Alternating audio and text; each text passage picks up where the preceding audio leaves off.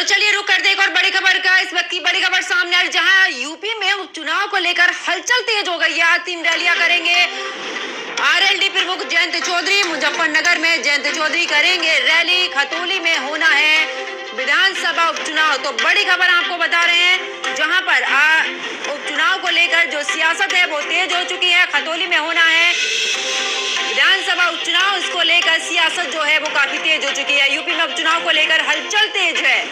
आज 3 रैलियां करेंगे आरएलडी प्रमुख जयंत चौधरी। आपको बता दें कि मुजफ्फरनगर में भी जयंत चौधरी करेंगे रैली को संबोधित। खतौली में होना है विधानसभा उपचुनाव।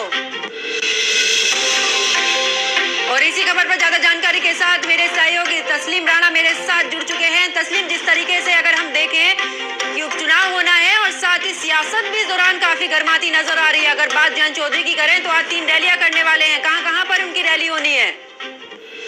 देखिए, बिल्कुल जिस तरह से उपचुनाव की घोषणा हुई है, यानी निवर्तमान विधायक विक्रम सैनी की सदस्यता को रद्द किया गया है, उसके बाद से ही खतौली पश्चिम यूपी के लिए सियासी रण बन चुका है। यानी खतौली में तमाम पार्टियों के जो बड़े नेता हैं उनकी निगाहें हैं, ताकि जो उपचुनाव है उसको जीता जा सके। इसी को लेकर खुद रालोद के राष्ट्रीय अध्यक्ष चौधरी जयंत सिंह खतौली पहुंचेंगे। खतौली में मंसूरपुर, पीपलहेड़ा व किसंग गांव में आज वो जनसभा करेंगे और लोगों से उपचुनाव को लेकर संवाद करेंगे।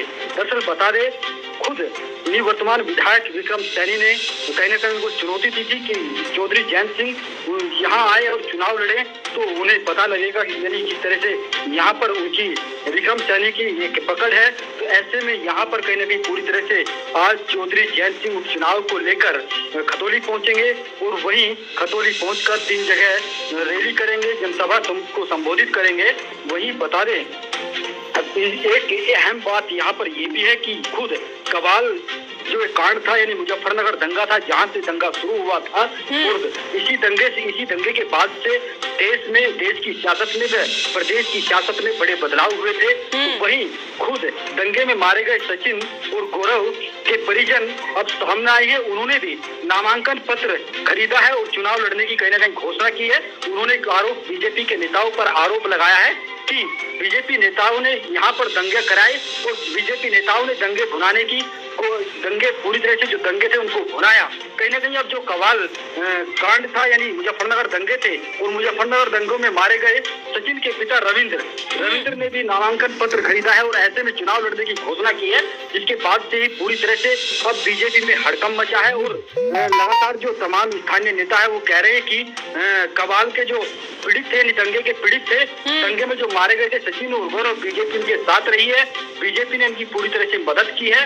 ये इस तरह की यहाँ पर जो राजनीति है वो शुरू हो गई है। अब पूरी तरह से जो यहाँ पर बात रविंद्र वो सामने आ गए हैं। तो ऐसे में कहीं न कहीं अब ये जो चुनाव है पूरी तरह से बदलता नजर आ रहा है, क्योंकि जैसे ही चुनाव हुए थे विधानसभा चुनाव में बीजेपी ने केवल 2 सीटों पर सिमट कर रह गई थी। गठबंधन ने 4 सीटों पर जीत हासिल की थी, जिसको लेकर कहीं न कहीं यहाँ पर पहले ही एक अच्छा परफॉर्मेंस विपक्ष का रहा था, यानी गठबंधन का रहा था। और सबसे बड़ी बात ये भी है कि उस दौरान किसान आंदोलन जारी था और किसान आंदोलन का प्रभाव भी कहीं न कहीं देखने को मिला था, क्योंकि भाजपा के राष्ट्रीय प्रवक्ता राकेश टिकैत खुद मुजफ्फरनगर से आते हैं और मुजफ्फरनगर उनका गढ़ माना जाता है। तो ऐसे में देखना यही होगा क्या परिणाम उपचुनाव में निकलकर सामने आते हैं और किस तरह की जो सियासत है वो अब शुरू हो गई है।